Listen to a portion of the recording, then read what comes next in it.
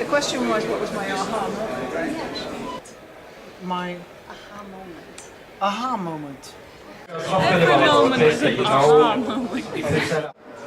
My aha moment at EuroSTAR 2012 in Amsterdam was... Aha moment from the conference? Yeah. My aha moment.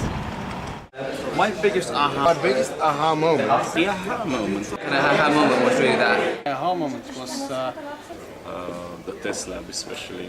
I actually went there, attended a few of the lectures, had a play with the robots, tested websites, actually met people that tested websites, and I had a chance to talk with them, see exactly what their knowledge was. I saw a number of people going into the test lab, trying to test our robots and everything in a way that I was like, okay, I wouldn't have thought of that. For instance, I don't know if you've seen the Marcus Gardner drawing he made with all the different colors to test the test robot.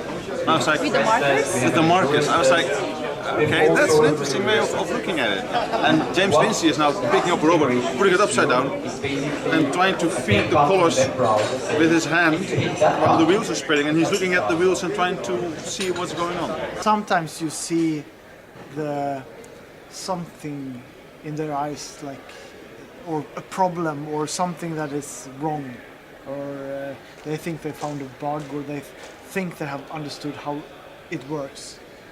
And when, as a facilitator, and you catch them in that moment, and you ask them and to get them to share this. I'm surprised how well organized everything is, actually. But still, we have the flexibility to set up a test lab in a way we actually have done. probably the Selenium Clinic, which actually had practical examples of doing real testing with open source tools, and thankfully it won the best tutorial.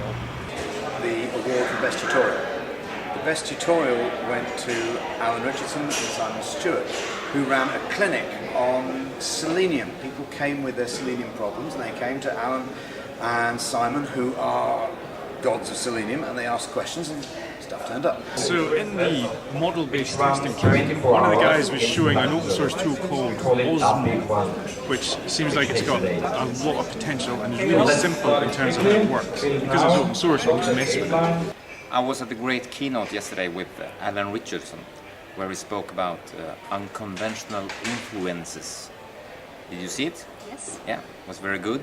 Really anything can be inspirational, anything can influence your testing, so it could be a hobby, it could be something that you're interested in, totally outside of testing, but actually it can help you improve in testing, it can make you a better tester.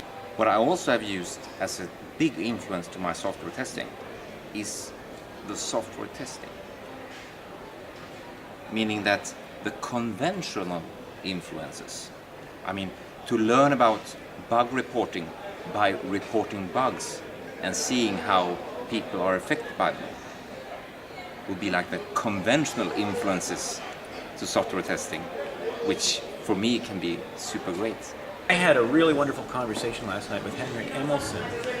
Visited Ricard Edgren's session, and I realized that a lot of the things that I think is good in testing, and a lot of things that Ricard is talking about in this session, is making so much sense, and it is really grounded in the audience. You can see that in the reactions, so that made me feel like an aha moment, really. Testing is like a fractal. You can go deep, and the deeper you go, the more complexity there is lying underneath, the more there is to know underneath. So also zoom out and see that everything that you're looking at down low is replicated up high. So testing and products are like fractals. That was a fun insight for me. At the keynote by John Statham, here it is. It says, we're upset with utilization in software development. It brings cost up and quality down. And if you really think of that, it really is true. Because we're obsessed with getting people doing stuff for the full of 100% of their time. Instead of letting them learn, explore, find stuff out. That's when I was handing out t-shirts and gifts yesterday. I realized that, software testers love free stuff. Probably the biggest aha moment for me was with the number of people who came to my tutorial, who really obviously have problems with the amount of test documentation that they're expected to create. It was really interesting because I had people on both sides of that equation. I had people who said, we have to do too much, and it's driving us crazy, it's getting in our way, we can't test because we're so busy writing documentation. And then I had other people who said, we're on agile teams, and we don't have the opportunity to create the documentation that we feel we need to do the job. So that was really interesting for me, and it was a great insight. So that was my aha moment. And for me, that's my aha. That's my aha moment. That was, for me, a big aha moment. So that was my aha moment. That's my aha moment. Thank you very much. You're welcome. Thank you very much. Is that enough? Is that good enough, Adina? Thank you very much. It's good enough. Because you have a bike. Yes, I have a bike. There you go. That's more important.